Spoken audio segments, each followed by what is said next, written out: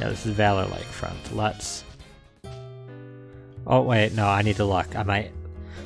At the list here, I might have everything. Do we have a...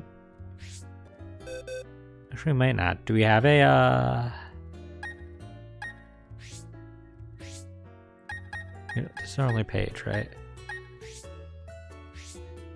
Yeah, there is something new. And it's a 30% spawn rate, so... That's crazy. We found 2 Gravelers in a row. They have a 15%. It's not too bad.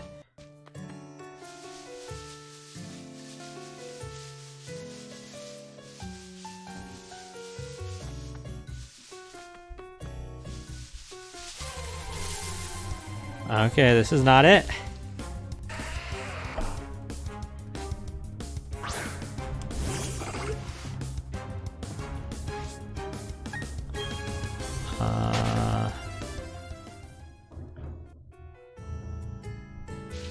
Come on.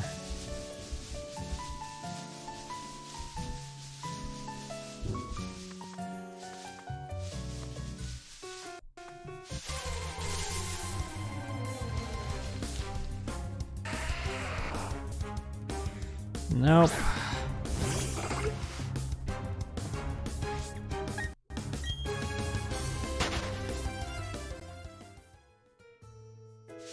Come on. Where is it? That's not it either. Where's Golem when you need him? I don't think you can catch... I don't think there's any game where you can catch a Golem. And we wouldn't be able to catch it anyways because Dupe's Claws, we have a Geodude. There's another Graveler. There are a couple Pokemon that have been available to catch in games that are usually trade evolutions. Steelix is one of them. I think you can actually catch a Steelix in this game.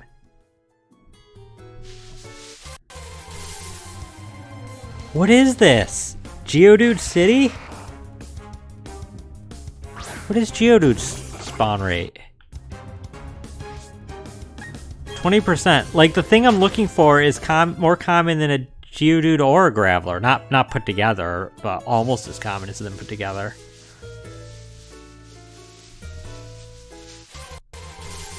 No! Why so many Graveler? I don't get. Am I reading this wrong? No. There's definitely something else here. Geodude City, the opposite of Goron City. Well, now I have the Goron City theme in my head. Do it.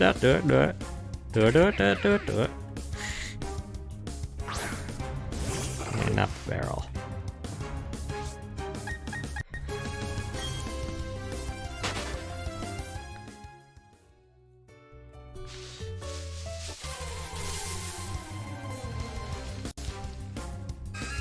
Oh, welcome, Thunderfoot Bros. Oh, and hey, Justin. How are both of you doing? How are you doing, Thunderfoot Bros and Justin?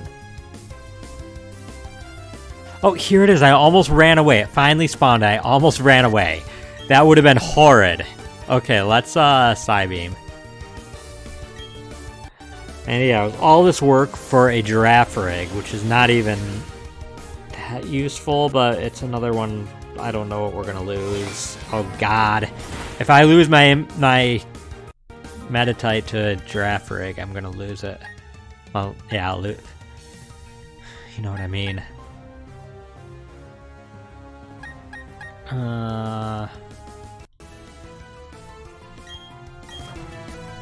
Found one of your mother's favorite Pokemon, Giraffe Rig is? Or the Meditite that I had out? Or this slug thing?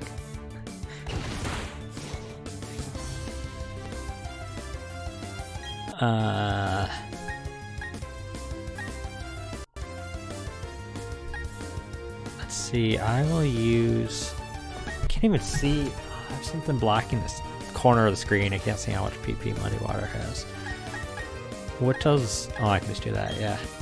What does less damage. Oh, Mud Slap's too little. Probably. Maybe not. Try Ancient Power. This Giraffe Rig, she hates Meditite. Wow. My mom does not know that many Pokemon. Though she plays... Whoa, that was close. Okay. She plays Pokemon Go. And she was showing me some of her Pokemon she caught in Pokemon Go the other day. And like she was just scrolling through it and all of a sudden I was like, wait, you have a shiny Pokemon. She's like, what's a shiny Pokemon?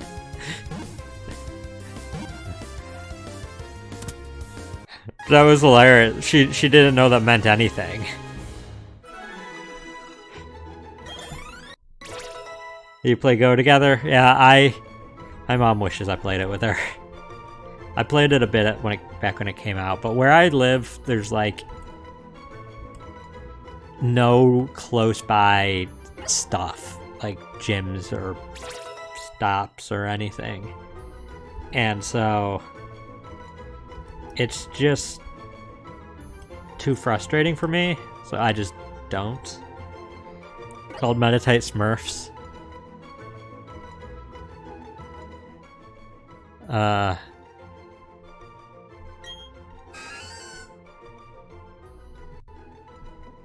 Let's see. Okay, we need a nickname for this Giraffe Rig, though. So if there's any Giraffe Rig, nicknames anybody has, feel free to pipe up now.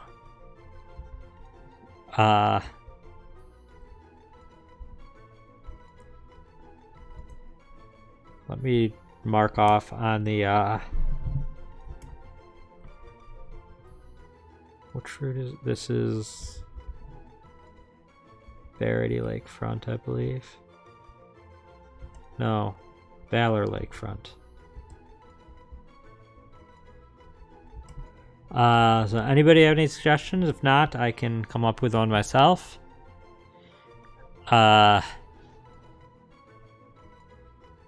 Yeah, my mom's house, they're like practically on a Pokestop. Like she can, from her chair in the living room, she can reach the Pokestop, and she just does that constantly when she's like taking a breather between stuff. Sits down and she just spins the Pokestop and does a few encounters. Which that kind of thing would make me play the game, because that's nice, that's convenient.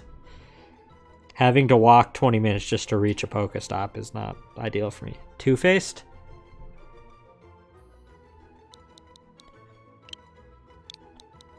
It's actually my oh, that's not two. In my casual playthrough of this, I named my Giraffe Rig. It was Gemini, but then backwards. Like Gemini and then Gemini backwards. It was a palindrome of Gemini. I think it was a Gemini Meg. Gemini Meg. Gemini Meg? I don't know. Send it to box. We don't actually, probably aren't going to use it anytime. You don't know any good ones besides Markov? Fair. Well, Dragon piped in with one. Classic Batman villain.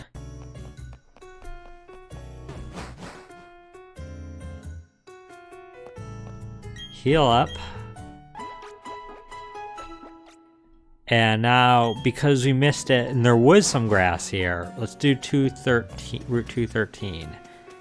Because there is, I believe, some Pokemon here that we don't have. Let me verify, but I'm pretty sure. Oh yeah, there's at least one, if not more.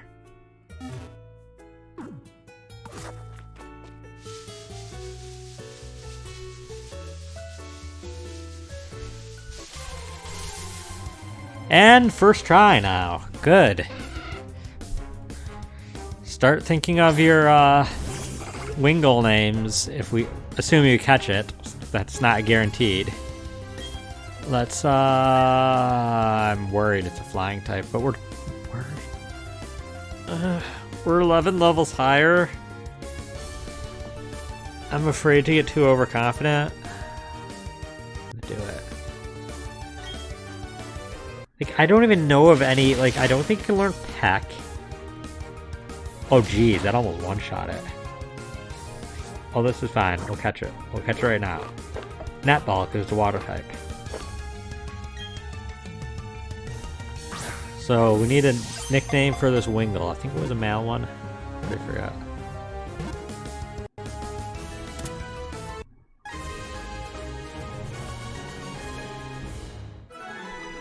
Okay. Slap the seagull. Makes its nest on steep sea cliffs, riding up drafts, it soars to great heights. Pico? Sure, though, I do think that, if I remember correctly, that's straight out of Ruby and Sapphire. I think that's the name of the Wingull that the old man has. Oh, name it Slapped? I'm gonna let Justin name it. You named Two-Faced Dragon. But I think Pico is the name of the Wingull. Send it to Box. But it's another one we might use if we need it. I think it's the name of the Wingull that the old man who has the fairy in Ruby and Sapphire takes you originally from, yeah, I don't remember the names of places, but I'm pretty sure that one's name was Pico. It is, okay, yeah. I trust my memory there. I don't remember place names, but I remember the nicknames of random NPCs Pokemon. Clap. Okay, so let's get out here. And now Route 214. So I don't waste too much time. Is there anything new in 214 that we don't have? Oh, there might be. We are in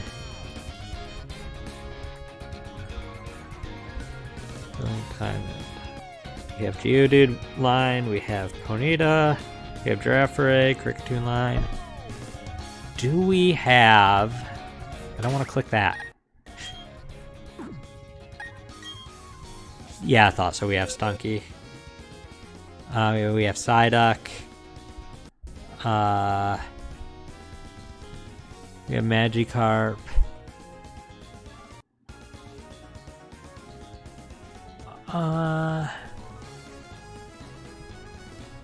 Fishing. There's one thing we can catch fishing that we don't have.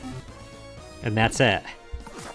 So, fair, Pico is super memorable. Was he?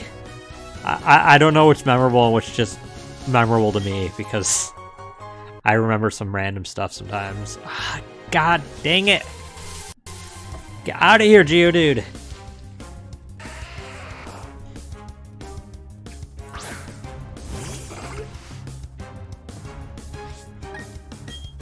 We have a route to get through, Geodude.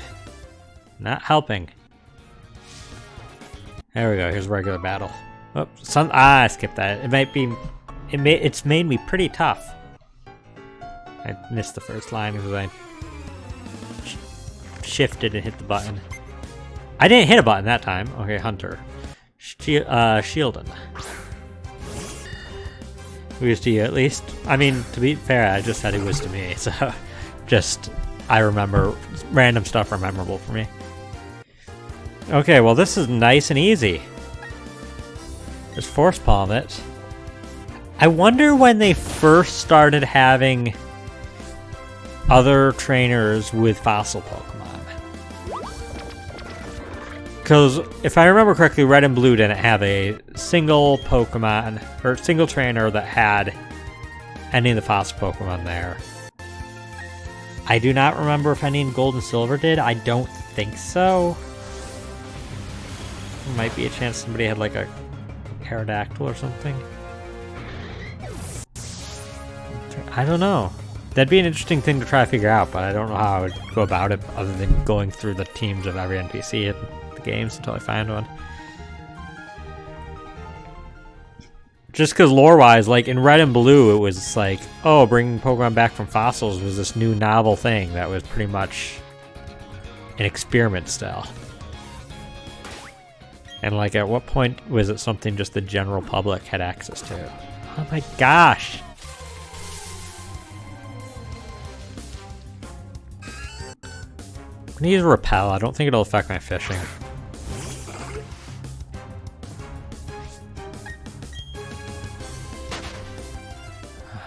Should have used a Repel when I came into this route.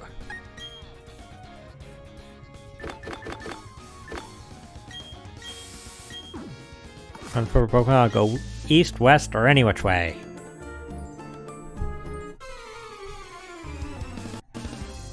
Collector Jamal.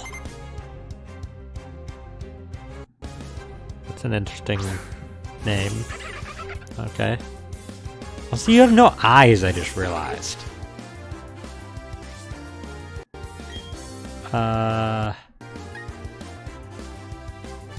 Guess Forest Palm should be fine.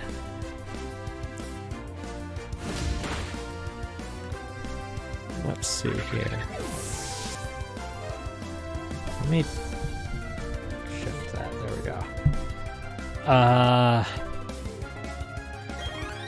go. Weasel.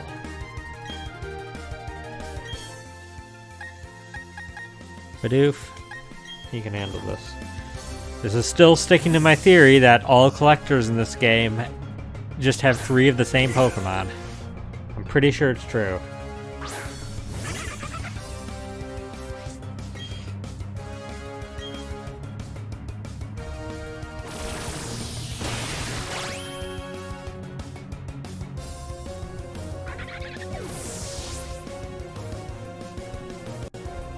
Okay.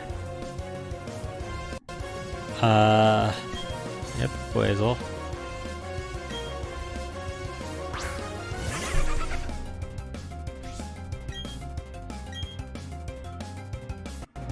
I think the strongest Pokemon of the next gym leader is level 36. So that in mind, we only have 1 Pokemon that's up to that level. So right now, we're not really over leveled. It's just NPC levels are weird.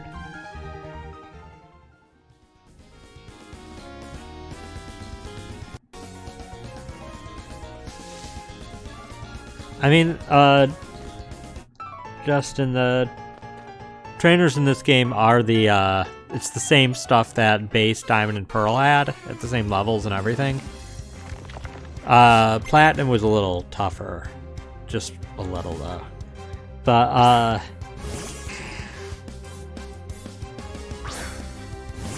But, they, yeah, I never really noticed much in Sword and Shield but yeah, average NPC, I think, had less Pokemon.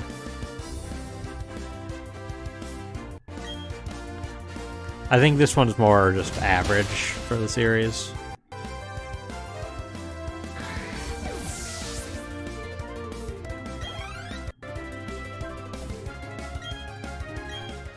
But the one weird balancing thing I don't like that they do in this is, should I do that? Is well, I mean, all the NPC Pokemon are mostly underleveled through the whole game. But the ones that have more Pokemon, the Pokemon tend to be even lower level than the ones that have like 1 Pokemon. And I get it, because instead you're testing endurance instead of like just one tough challenge to get through. But, oh, I haven't seen Muddy Water in this game. Wow, that looks interesting. But the thing is, it just makes the ones with multiple Pokemon mean you're that much more likely just to one-shot everything on their team. Yeah, this is literally just Diamond and Pearl HD. But to be fair, this was handed off to a different studio who probably did not have the confidence and maybe even not the permission to alter too much because they didn't know if they could trust them really to make an all-new one.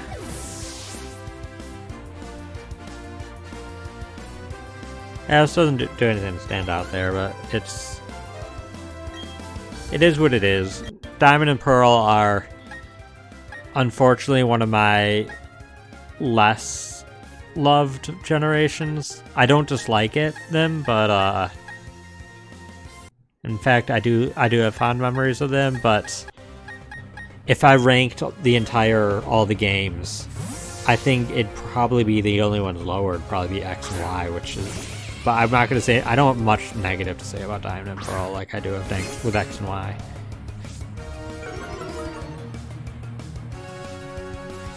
Though Platinum fixes most of my gripes with the base Gen 4 games anyways. And yeah, Pokemon's sturdy, really annoying.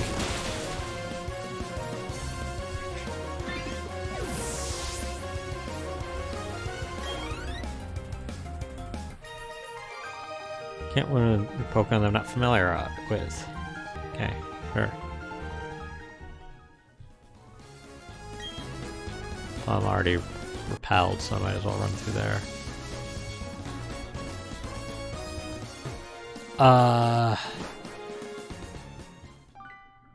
Dig.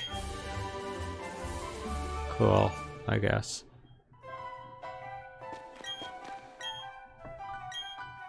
I think... Wait a minute. I think that there is wild Pokemon in there. Yeah, in fact, it's something new, but...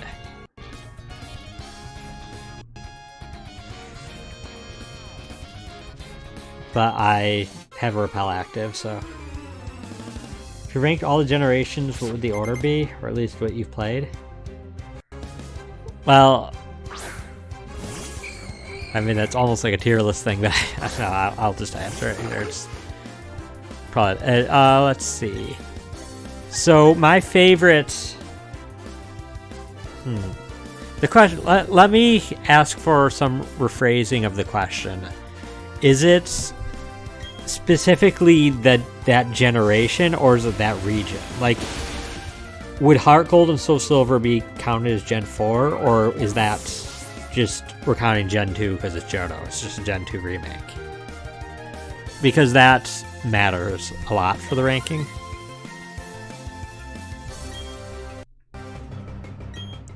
Crap. There we go. You can... The generations themselves. Okay. Then that's very different. X and Y still probably is the lowest, just because I found them the least disappointing at the time. Like, obviously, if X and Y came out back, like, right after Red and Blue somehow, miraculously, I would have been blown away. But given the time, X and Y felt like just very underwhelming. Stir Fry, Chef Kiss. Glad you're having some good stir fries, man. So yeah, I would put... Like, Gen 6 does have Omega Ruby and Alpha Sapphire, though. But I'm not gonna count any of the remakes. No remakes. Flat X and Y is lowest. Then actually... No, I'd still put original Diamond and Pearl, because I'm also not going to count like the third versions, because that complicates everything. Original Diamond and Pearl is number 7. Number 6, believe it or not, no, actually, number 6 is hard. Right now it's a toss-up between Ruby and Sapphire, which I felt Omega Ruby and Alpha Sapphire fixed every gripe I had with that game. Or those games. Or Red and Blue, weirdly enough. And I'm gonna put Red and Blue lower, because as much as I love them and have nostalgia for them, going back and playing original Red and Blue, like without any remakes, it's very, very slow-paced, very grindy, and very glitchy. Just so much doesn't work. So, like, it's just unfortunate. Fire Red and Leaf Green fixed most of it. Fire Red and Leaf Green were amazing, and what the game should have been. But then at the time, Red and Blue were phenomenal. But yeah, I agree. Red and blue is filled with so much jank that I'm using that as the deciding factor to put it right below Ruby and Sapphire. Putting Ruby and Sapphire at number 5 then, which is like, yeah, I think that's roughly, like, I don't have much to say positive or negative there. It's just roughly in the middle. Number 4 right above it would be probably Sun and Moon. My real gripe with Sun and Moon is that you feel railroaded forward a lot. I like everything else about it, but like, it doesn't even feel like there's a single like side path. Like occasionally there's a side path, but you barely notice it. There's hardly any side paths to do. You just keep going forward.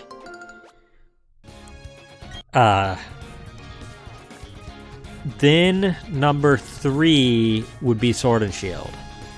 I don't hate Sword and Shield as much as a lot of people do, and I know I can get pitchforks for that and stuff, but Sword and Shield, I love the designs of the Pokemon. I have gripes with it. I think it needed better routes.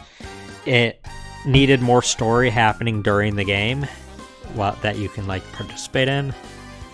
It needed better animations, but Sword and Shield I had a lot of fun with still. Sword and Shield also has a railroading problem, but I still like Sword and Shield a little more than Sun and Moon because I like the designs of the Pokemon more. I like I like the design of the region more too. I liked a lot of the way a lot of the towns looked, and I liked a lot of the stuff like online features, like the multiplayer co-op dens you could do and stuff. Those are fun to me. And like both Sun and Moon and Sword and Shield don't have like great post games. Neither does X and Y. But like, I found more that I enjoyed doing in the post game of Sword and Shield than I did in Sun and Moon. That's just me personally. Wait, what level is this? You could just punch it. Number 2 then, coming at number 2 for me would be Black and White.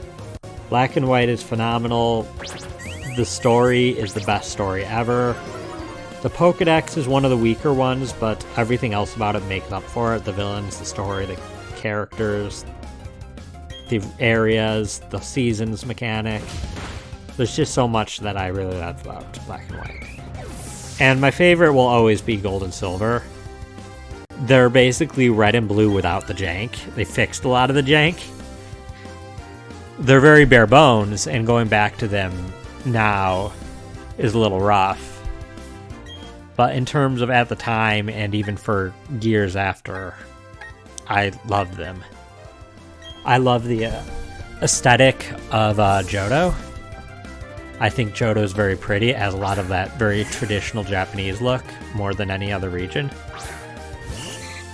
I like a lot of the Pokemon they introduced in Gen 2. I like the idea of having such a big post-game where it's just essentially another region, even if it was kind of parsed down a bit. And like having that battle with Red, like that was one of the hardest battles they've ever put in a Pokemon game. It was a great final thing to aim for. Yeah, and it launched with Stadium 2. And Stadium 2 is Stadium 1 but better also, just like Gen 2 is Gen 1 but better. Gen 2 is barely... The weird thing on Gen 2 is it's more of a sequel to Gen 1 than any generation's ever been. It was like an expansion to Gen 1, but at the time, like, we didn't know anything else, the idea of having another completely unconnected region. Gen 2 felt like it was everything that the devs wanted Gen 1 to be. And yeah, Stadium 2 was also really great. And it was great. They introduced shiny Pokemon in Gen 2. And you could go into Stadium 2, transfer, use your Pokemon there, and not only would they be shiny in battles, they'd be shiny in the minigames.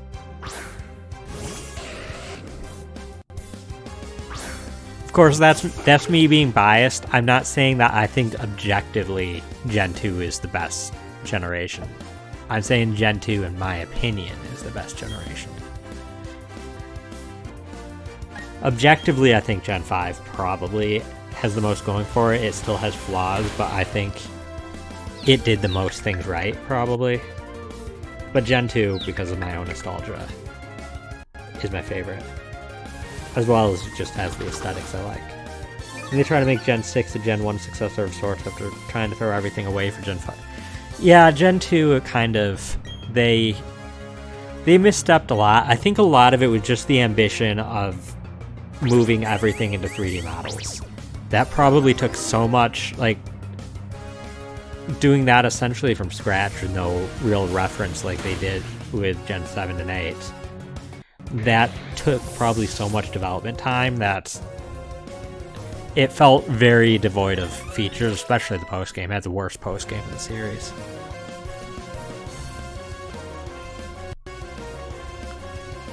I think that Gen 6 could have been saved if they did a Pokemon Z. The biggest crime to Gen 6 was never following it up. It was probably out of every generation, it needed that third version more than any. And because it never got it, like they had to awkwardly shoehorn Zygarde and its whole stuff into Sun and Moon because they never did Z. Yeah, Gen 6, the one thing about Gen 6 is it was the first time since Gen 1 that I had completed the National Pokedex because I had nothing else to do after I beat the game, so I just like, I guess I'll just finish the National Pokedex for once.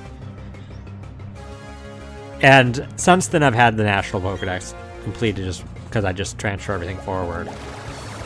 But also I think Mega Evolutions, while good in theory, I have some qualms with them. Least of which is that the like almost no NPCs use Mega Evolution despite you getting it early on, so it's just very broken for the player. And a lot of Mega Evolutions you can't get until post-game. And by then, like, what are you going to use them on other than competitive play?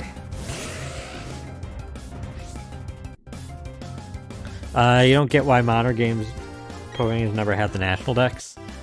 I don't get why they don't have the National Dex if all the Pokemon are transferable. It makes sense in Sword and Shield to me, and I believe logically that you can't have every Pokemon in every game. Like, eventually you have to not. They have to just stop doing it. It's too much. But for, like, Gen 7, for example, I don't get why they didn't have a National Dex.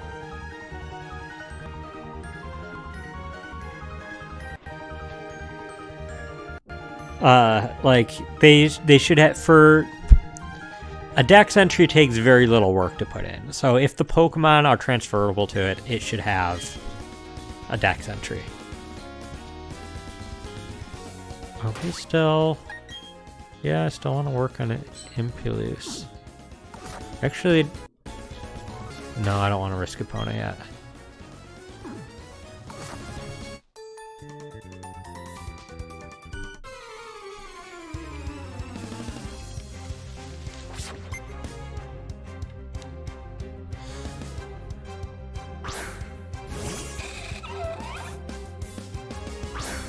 Okay, it's a Wormadam.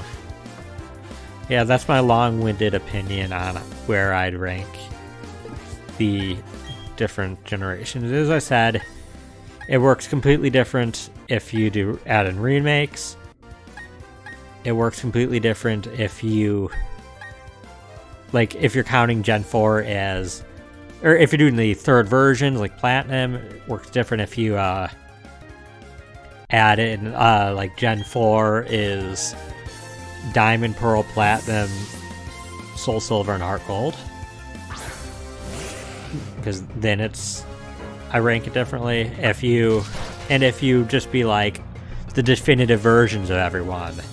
So Gen 1, you actually mean either Fire Red, Leaf Green, or Let's Go, depending on whether what you consider better to compare. Or Heart Gold, Soul Silver for Gen 2, or Mega Ruby, Alpha Sapphire Gen 3.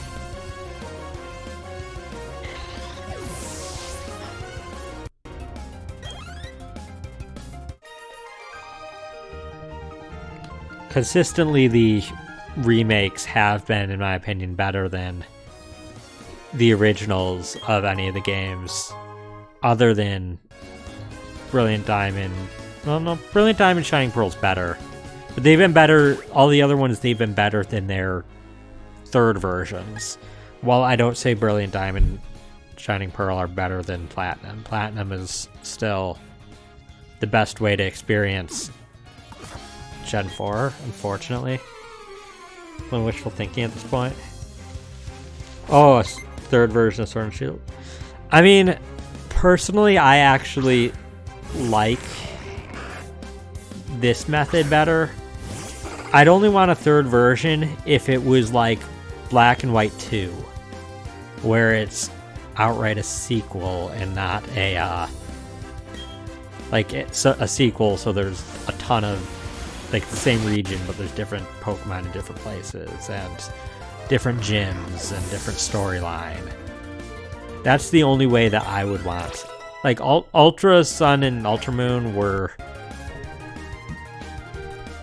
I kind of wished I didn't spend money on them, because I got everything I needed out of Sun and Moon, and Ultra Sun and Ultra Moon actually butchered the story worse.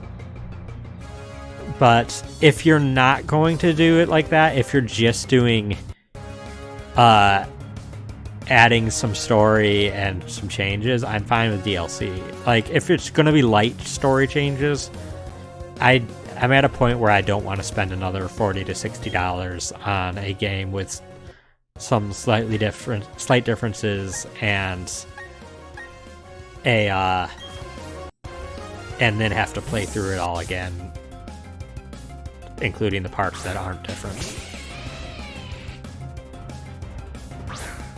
I do think Sword and Shield's DLC could have been a little better, at least the first wave.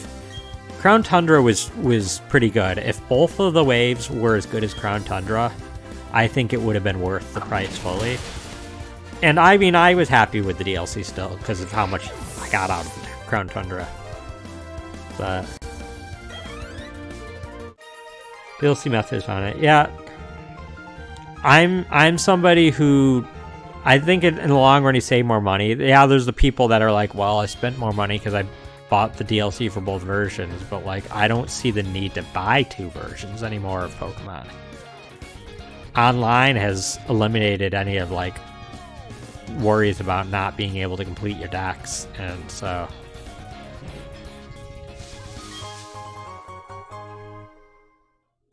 the main story of Sword and Shield? Main story of Sword and Shield is really not great. It's not the worst story in the series, but it's close. And it's one of the game's weakest parts is its story, unfortunately. The DLC story was alright, it was kind of silly. But the main story for Sword and Shield...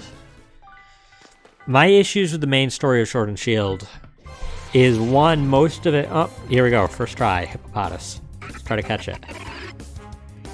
Now, one is most of the story seemed to happen off screen. We didn't get to, like, witness it happening. We knew stuff was going wrong, and we didn't know what was. And Leon was just like, I'll deal with it. You're a bunch of kids. And that's fair. You are a bunch of kids. You probably shouldn't be dealing with the world-ending threat. But I'm also a player who wants to, like, play the game and see the story and have cool stuff happen. So that was my first gripe with the story. Where's the quick balls? Do I have quick balls? I do not. My second gripe was that the story that did happen was shoved at the end, which, I mean, kind of happens in some Pokemon games, but this was more than ever. And by end, it wasn't before the 8th badge like usual. It was all, like, right at the start of the Pokemon League. And third, it just felt like it had so many plot holes. And they could have... Honestly, if they did do a third version, I don't think they could have had the story worse in this case. It would have been pretty hard to. But they had the story and animation on black screens and walls of text. Yeah, I mean, at least you know what's going on. Like, this is just worse not even having... Just being like, you're not allowed to know what's happening. Okay, we have a male hippopotamus. We need to nickname this male hippopotamus.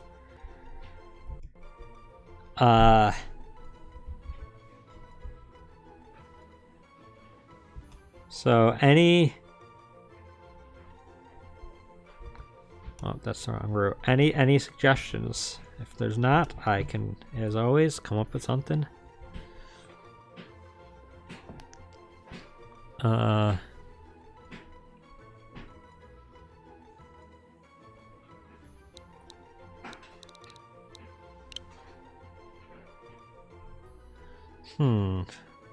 a sand hippo. Muddy? Yeah, muddy works.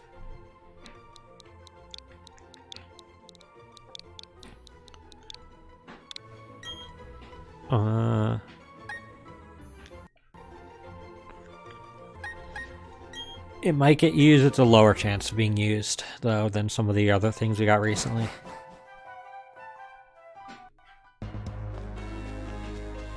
But ground's a really good typing, so if something happens to Sheila, we want to ground one way or another, so it's possible.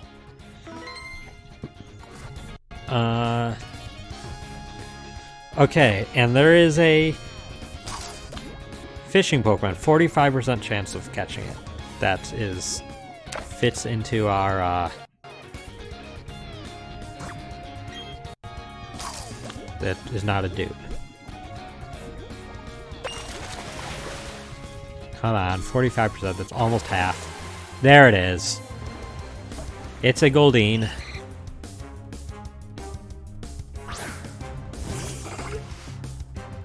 So, I once again think I just had to throw a ball. I think we'll one-shot it otherwise.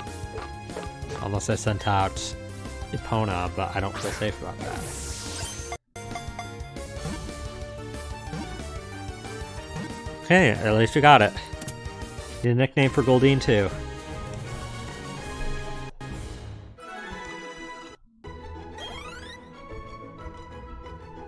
This is Route 214.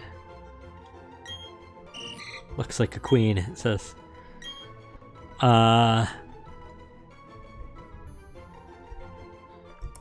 that off. Oh, it's a female one. Let's see.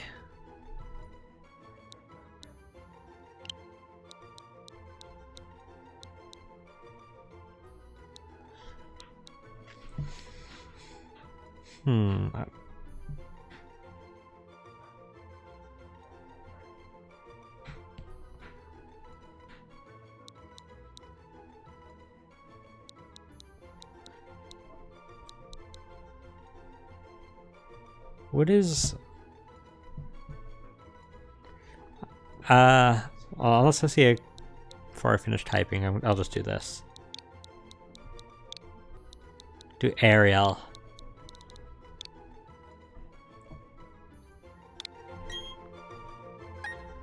Send it to a box, though. Probably not using her.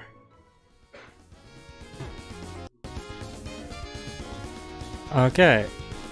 The upside is now we're done with all these routes down here. We can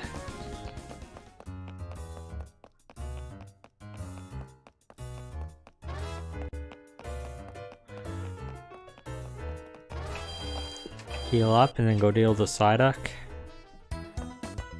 Yeah, we're definitely not getting 2 badges today. I'm getting a little nervous about getting the 5th badge today, but I think we will.